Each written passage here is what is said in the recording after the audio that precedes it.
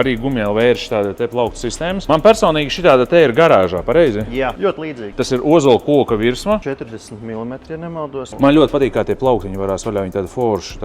Tā sistēma ir visi no metāla un liekas, ka viņiem būtu tā grūti jāiet, bet viņi tā forši. Jā, sistēma ļoti labi, jā, viņas ir arī ļoti izturīgas un katra atvilkne nemaldu 40 kg iztur. Reku šitāds skapīts. Te ir kaut kas, ko nevar rādīt? Tas arī ir pie sienas stiprināms skapīts. Šitiem visiem skapīšiem plus ir tas, ka viņiem ir, te nevar rādīt. Kontrabanda? Kontrabanda. Nē, tā nav kontrabanda. Perforācijas siena, kurā tu vari iekarnāt kaut kādas āķīšas un citas stiprinājumus, lai tu varētu iekarnāt kaut kāds instruments, sakārtot. Šī ir tāda mazākā skapīša versija. Pārējais ir šeit, tu redzi, jā. Man viņš ir īsāks. Jūs viņu kā pēc kādiem izmēriem pielāgojat? Mēs tev viņu ieplānojām tā, lai viņš tev ielien iekšā. Katra sekcija šeit ir 50 cm, korpusiņš 50 cm.